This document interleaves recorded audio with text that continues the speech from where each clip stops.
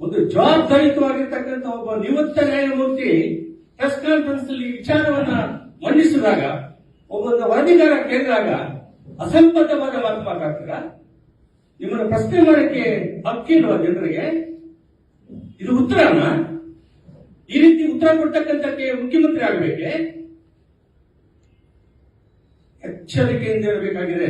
ಮುಖ್ಯಮಂತ್ರಿಗಳಾಗಲಿ, ಪ್ರಧಾನಮಂತ್ರಿಗಳಾಗಲಿ, ಮುಖ್ಯ ನ್ಯಾಯಮೂರ್ತಿಗಳಾಗಲಿ, ನ್ಯಾಯಮೂರ್ತಿಗಳಾಗಲಿ, ದೇಶದ ಜನ ಪ್ರಬುದ್ಧರು, ಸಾರ್ವಭೌಮರು. ಅವರು ನಿಮಗೆ ಅಧಿಕಾರ ಬಂದಿದೆ ಅಂತ ಹೇಳಿ ದರ್ಪದ ಮಾತುಗಳನ್ನ, ಅಸಂಬದ್ಧ ಮಾತುಗಳನ್ನ ಮಾತಾಡಿದ್ರೆ ಜನರು ಸಹಿಸುತ್ತಿಲ್ಲ. ಇದನ್ನು ಜ್ಞಾಪಕದಲ್ಲಿ ಇಟ್ಕೋಬೇಕು.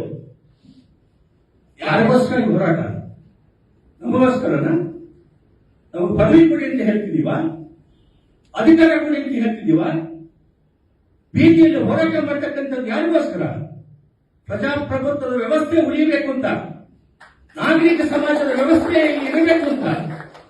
ಇದನ್ನ ಅರ್ಥ ಮಾಡ್ಕೋಬೇಕು. ಹೋರಾಟಗಾರರು ಸಮಾಜವಾದಿ ಒಂದು ತತ್ವದ ಮೇಲೆ ಇದ್ದೀನಿ ಅಂತ ಹೇಳ್ತೀರಿ, ಸಾಮಾಜಿಕ ನ್ಯಾಯ ಅಂತ ಹೇಳ್ತೀರಿ, ಹೆಣ್ಣು ಮಕ್ಕಳನ್ನ ಅಮಾನುಷವಾಗಿ ಸಾಮೂಹಿಕ ಹತ್ಯೆಗಳನ್ನ ಮಾಡಿ ಮರಣ ಮಾಡಿ ಕೂತಿದ್ದಾರೆ ಅಂತ ಹೇಳಿದ್ರೆ, ಸಾಕ್ಷಿದಾರ ಹೇಳ್ತಾ ಇದ್ರೆ ಅದನ್ನ ಪರಿಗಣಿಸತಕ್ಕಂತ ಒಂದು ಮನಸ್ಥಿತಿ ನಿಮಗೆ ಇಲ್ಲ ಅಂದ್ರೆ ಏನು ಆಡಳಿತ ನೀವು ನೀಡ್ತೀರಿ?